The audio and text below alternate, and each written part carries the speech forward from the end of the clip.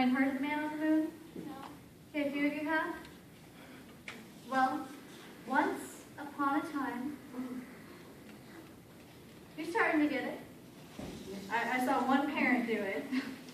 They might get it at one point. But once upon a time, there was a man on the moon. He was very, very lonely. Because he'd been up there all by himself for so many years. And the problem is, all the stars had one another, and all the gods had one another, and all the people on the earth had one another, but he was all by himself. And as he looked down, he realized just how lonely he was. And one day he looked down and he saw 3 friends all together.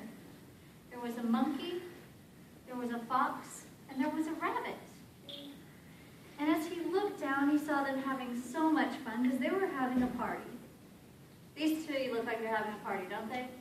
They look like they're having a lot of fun. And he had an idea. He was going to go down and he was going to make friends with them. But the problem is, he was the old man on the moon. So he couldn't just go down like he normally was, so he disguised himself as an old, hunched-over man. Now use your imaginations, because I know I don't look like an old man, but can you use your imaginations?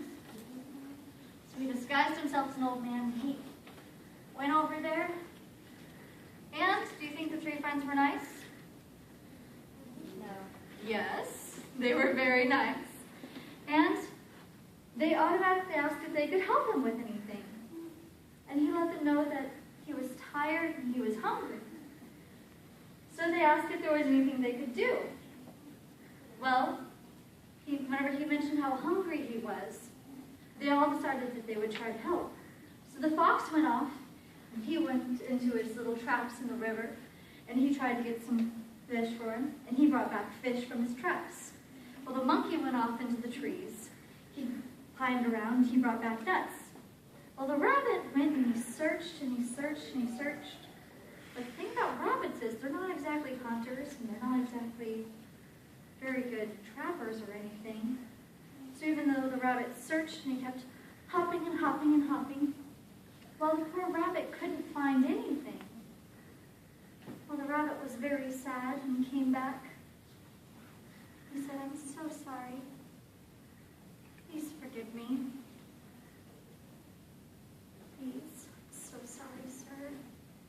And he looked at the monkey and he said, "Please get some wood." So the monkey went off and he gathered a bunch of wood and he set it up like a bonfire. And he looked at his fox friend and he asked him to use fox magic to set it on fire.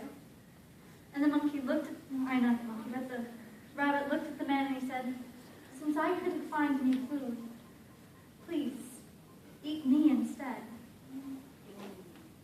So as the rabbit was about to jump onto the fire, the old man turned into his regular self. He grabbed the rabbit and he started to float. And he said, "Your friends were very kind, but you were the kindest one of all. You were willing to sacrifice yourself, and because of that, you will have the best reward of all."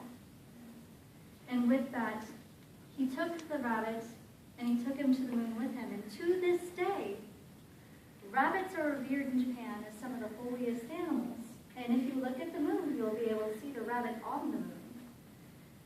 Now, what do you learn about the rabbit in this story? Yes? That he was kind. That he was kind? What else do you learn? That rabbit was willing to sacrifice himself. Yeah. So the rabbit was one of the kindest creatures here. Now the others were good too, but the rabbit was willing to go a little bit further. Now I'm not saying you should ever go that far. As a matter of fact, I don't think you should ever let anyone eat you. If anyone ever asks you, the answer is no, okay? But in this story, the rabbit was the kindest. Because of that, he got the best reward. Now,